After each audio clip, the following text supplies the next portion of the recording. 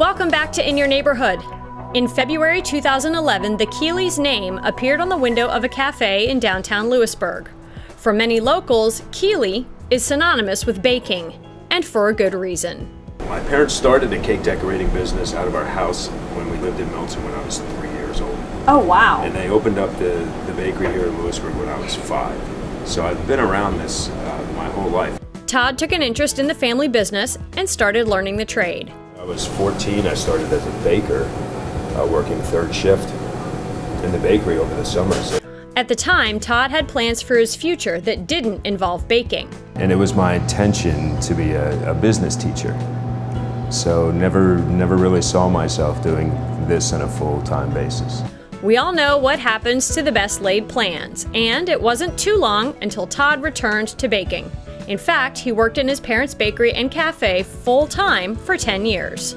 I was a baker, I was a cake decorator, I was a cook, I was front of the house, so I was a clerk, so a little bit of everything, dishwasher, cleanup boy. Eventually, Todd wanted to strike out on his own and opened a cake decorating business in Danville. We were there for 5 years, okay. So we did, on average, over 5,000 cakes a year. An opportunity arose to buy Maya's, an established cafe on Market Street in Lewisburg, in 2011, and Todd knew that a business similar to the one his parents began in 1976 could be successful. It seemed like a good fit.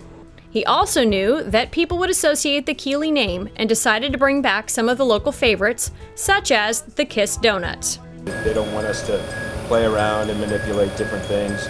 We can showcase different products or offer different products, but the items that they've been familiar with, you know, for the past, 30, 35 years, those are the items that we're trying to still give them today. From cookies to bread, Keeley's offers tried and true recipes. All the formulas that I use are the ones that were used in the bakery since 1976. For the last several years, Todd has been sharing his knowledge of baking with students at 2 culinary schools.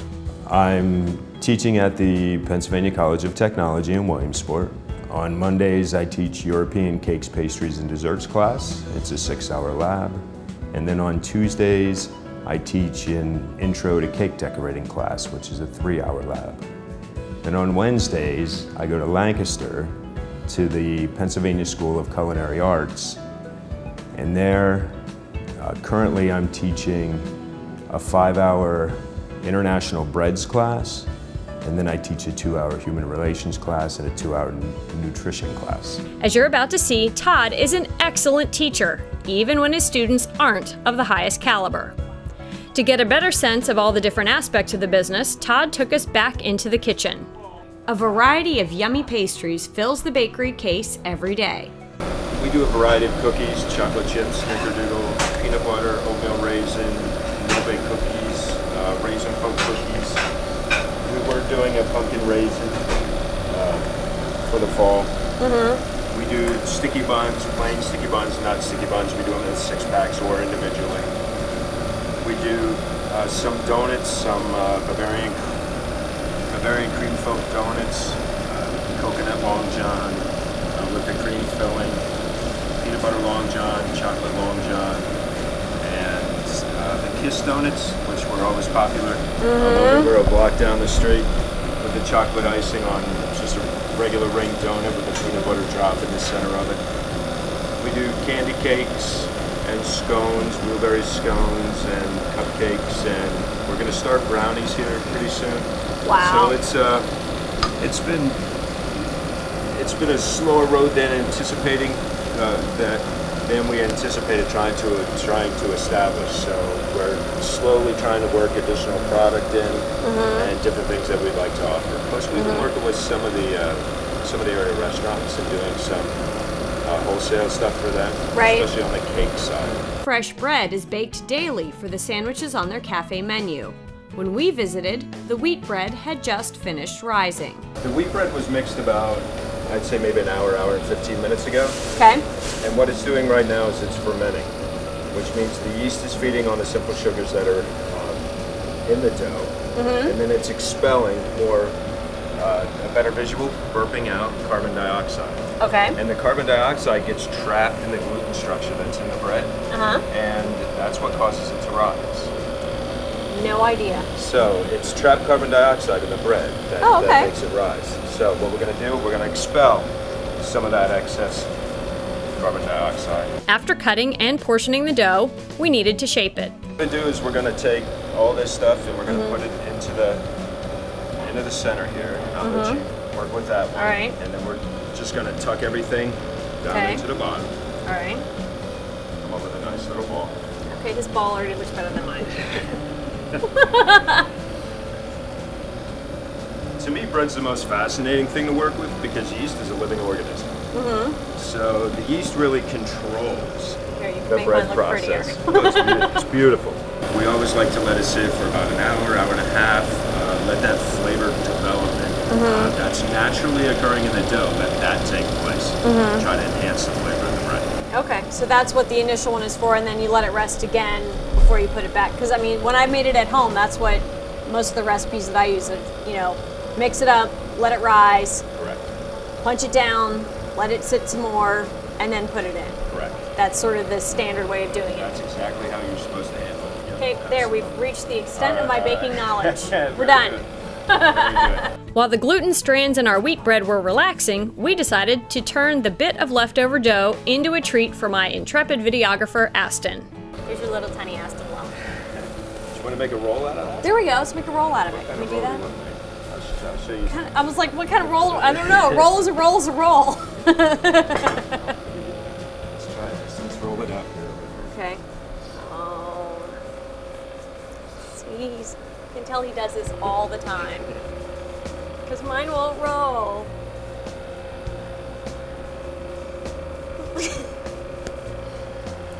That's beautiful. Here, I know, that's gorgeous. Look at mine. Isn't that pretty? I can't even make like a, you can tell how well I do with Play-Doh too. We're saying. I know, my poor deprived children. They're like, Mom, you baked something? I'm like, not really. All right, what are we doing? Okay, we're gonna put the top up. Okay. Put it more vertical. This, we'll wrap around, we'll leave a little of the top exposed there. Okay. Let's lift that up. Let's go underneath. And then we'll take this part, and see the hole we have here? Yeah. We'll put it in through the hole. All right. Pinch it underneath, just attach it there on the bottom. Okay. And then take your top piece, fold it over, Oh, and attach it cute. to the back. And you just made a little figure 8 roll. Look how cute. Now our bread was ready for its final shaping. With our bread, we're gonna flip it over initially. Okay. We're gonna flatten it out again. Why is his getting flatter than mine is? Okay. Pick it up, stretch it a little. Alright, we're gonna pull our edges into the center, Okay. and then we can flatten it out. Okay. Now we're gonna start at the top, we're gonna pull it towards us, but if we come straight down, and if we continue to come straight down, usually what happens is we end up with a dog bone shape, which is a little thinner in the center, Yeah. and wider on the outside. Yeah. We don't wanna do that. So, as we pull it down, we want to kind of pull in towards the center a little bit. Okay. So pull our fingers in towards the center. We want to beef up that center part. So Like that? yeah. Kinda. You can fold that over too. Okay. Yeah. And continue to come all the way down to the bottom.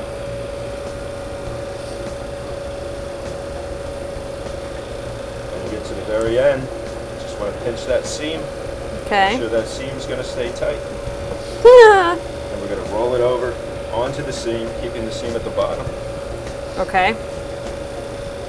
And Is that acceptable? we're going to set it in our bread pan. It's beautiful. Just to ensure that I remembered what I'd been taught, Todd gave me the third loaf to do on my own. He is certainly a good teacher, as my second attempt came out even better than the first.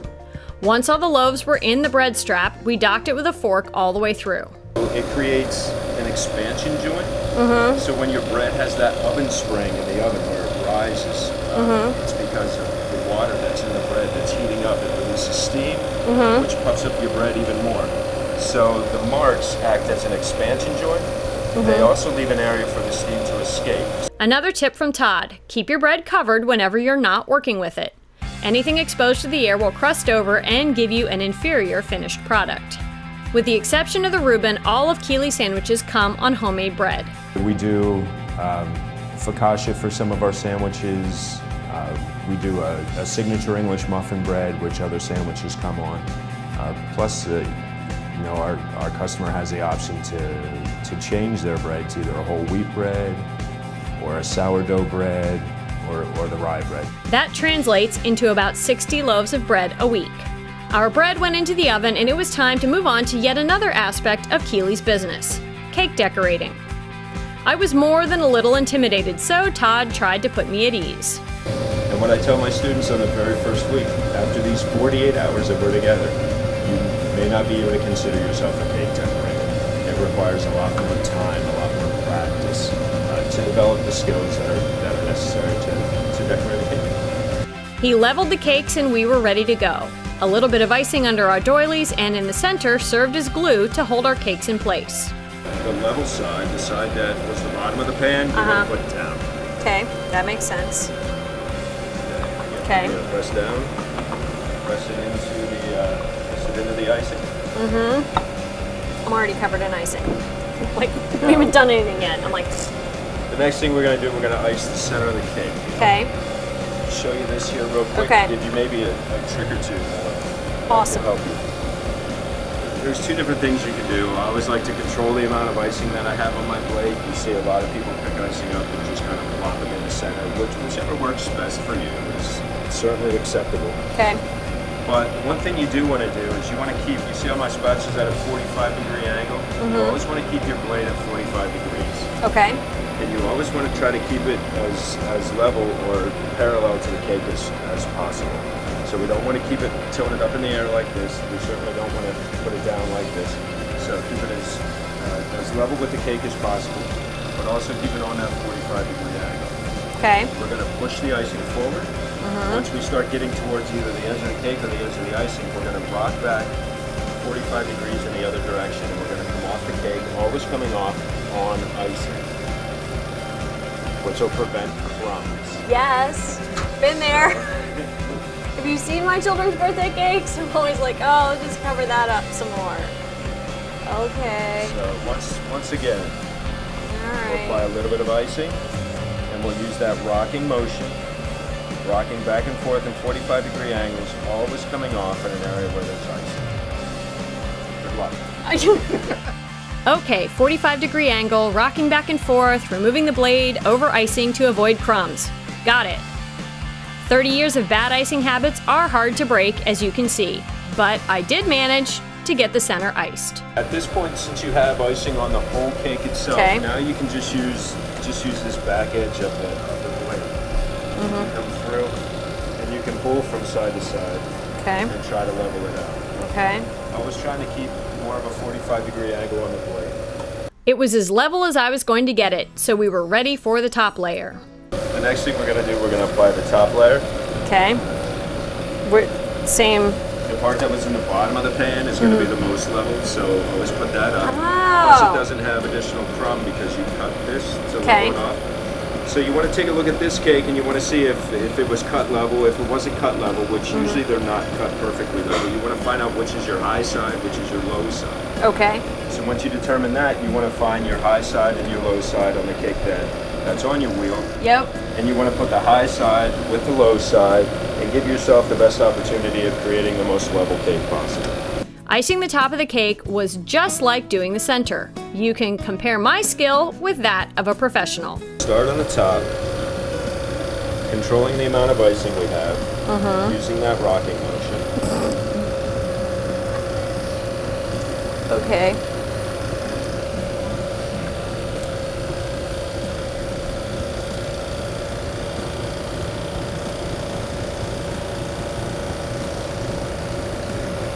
Ah, crumb. Darn.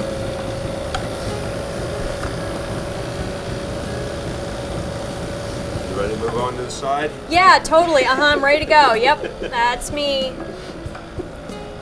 I struggled along with lots of support from Astin. You have so much icing on that cake. He did not say there was a limit to how much icing you could put on the cake. say you're in a diabetic coma, and then that's usually a good limit sign there. All right, Astin, Mr. I'm just standing behind the camera looking cute. Eventually, I was ready to move on. We're going to apply the icing to the side. This gets a little trickier because you actually reach over the cake. If you view your cake as a clock and you have 12 o'clock, 6 o'clock, 3 o'clock, 9 o'clock, you're going to reach over the cake into the 9 o'clock position. Okay. Now, you also have to focus on keeping the spatula, once again, straight up and down. Okay. But you have to keep the angle at a 45-degree angle. Okay. All right? So. Watch how easily it's done. I'll demonstrate that. The other thing is control the amount of icing you have in the spatula. You see how high your cake is. So there's no reason to have that much icing on your spatula because as you can see, it sits up much higher than the cake itself. So control the amount of icing you have in the spatula. You're going to reach over into the 9 o'clock position and you're going to use that same rocking motion. Okay. Always rocking off on an area where there's icing. Right.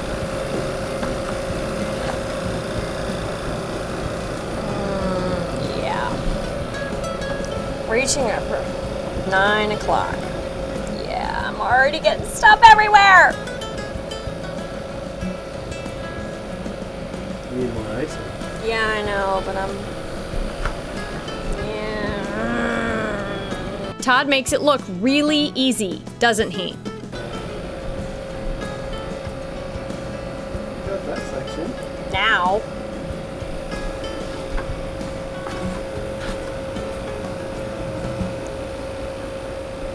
It was easy than everybody would do it. You know, I'm really better with a spackle knife than I am a cake knife. I kept working, and after nearly 5 minutes, I was about 3/4 of the way around my cake. Notice Todd's cake there in the background. All right, it's not pretty, but it's the best one I've ever done. Just like that cake that's already in there. I know, It's the gonna poor taste cake. amazing. Yeah, The now cake what am that I you supposed to made. do to make it look not that bad? I suppose, is there same idea with going back around and scraping it off? Idea. Yep, just use a little bit of the edge of the blade, keep it on a 45-degree angle. That you will do the work.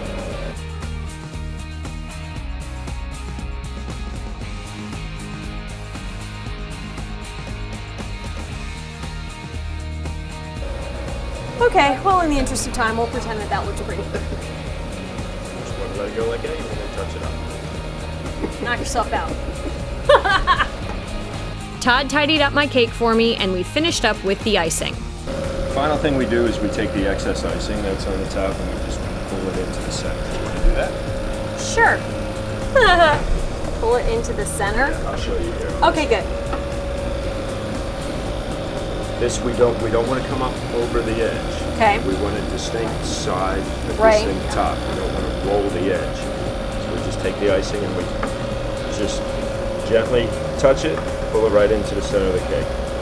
When icing is exposed to the air for a long period of time, like mine was, it begins to crust over, making it harder to achieve a nice, smooth finish.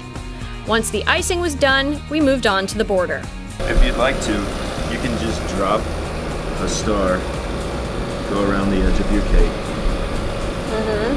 But typically, you would, what I refer to as puddle, meaning just hold the tip in place, puddle, and then pull, and as you pull, release pressure. Okay. Puddle, pull, release pressure. Puddle, pull, release pressure. And that's going to be the border around your cake. This is how the professionals do it. I practiced for quite some time on the parchment, with little success. It's hard to weaken the pressure, you just want to stop. Yeah, You just that's wanna what, stop. yeah, you do. And then you gotta move it with this hand. It's actually a two-handed operation. You just don't realize that. It doesn't look like it's that hard, but it really is that hard. Look at that, look at his, look at mine. I kept working at it and managed to get something resembling a border around my cake. All right, now, that was the easy part. He's the funny guy, isn't he? Very funny. Next thing we're going to do, we're going to write on the cake. Anything specific you want written on this? In Your Neighborhood seemed appropriate, so Todd gave me some pointers on learning to write on cakes. This is how I teach my students. One good way to practice, and it helps you the ability to write every letter in the alphabet is to just actually write out the alphabet.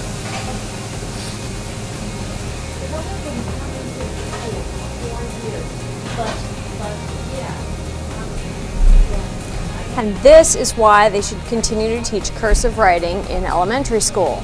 No. Because otherwise you cannot be a cake decorator if you can't write in cursive. While I practiced writing, Todd checked on our bread. One thing about the bread, you see the color on the side? Yeah. See the color on the top? Mm-hmm. From the top it looks done. Right. From the side it's not done. Really? You always have to check, especially with a loaf bread from a loaf pan. Yeah. Always check the side of the bread. You can never take the bread out until the side's done, or else it'll never be able to support the weight. When you look at our lettering side by side, it is obvious that mine needed some work. Astin even came out from behind the camera since he didn't believe it could be that difficult to write the alphabet. We certainly proved him wrong there. Todd had to save my lettering a bit when the R in your got out of hand, but I did get a fairly legible, albeit off-center, in your neighborhood written on my cake. Time for roses. I actually make my base. Make it 2 tiers high. Take my first petal about halfway around, attach it to the bottom.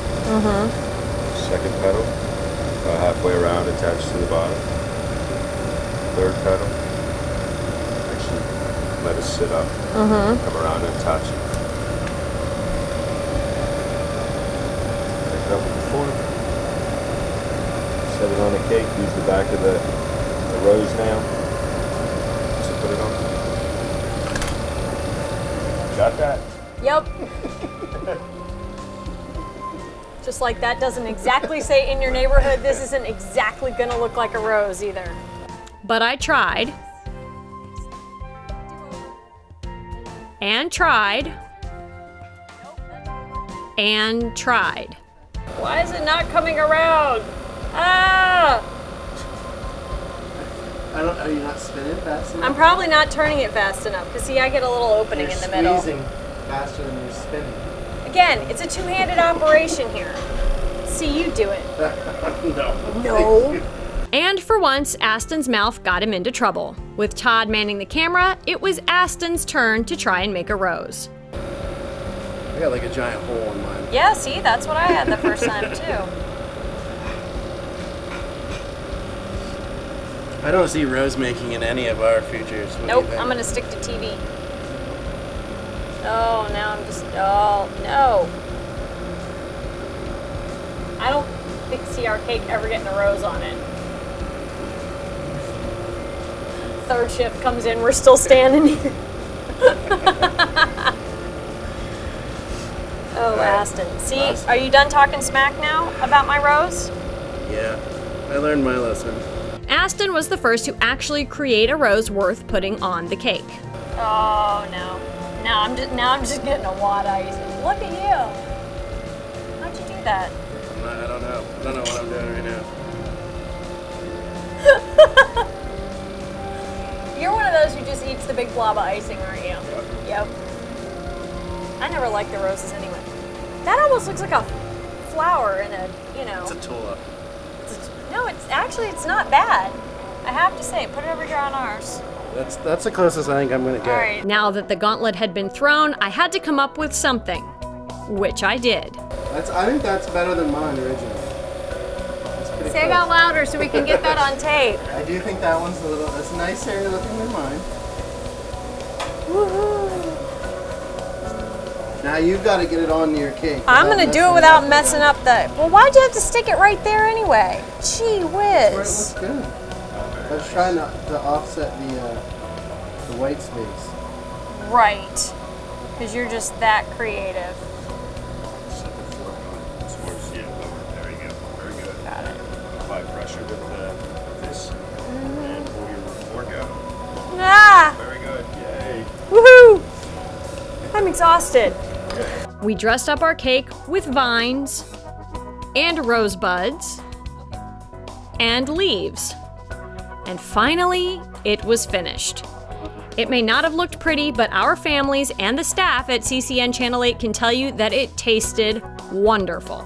For all of our hard work, we certainly didn't leave Keeley's empty-handed. A complimentary chef coat. You're kidding. For coming in and working with us today.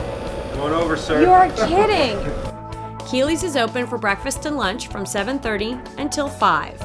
The bakery case is filled daily. There are a wide variety of coffees and teas available for dine-in or takeout, and cakes can be ordered anytime.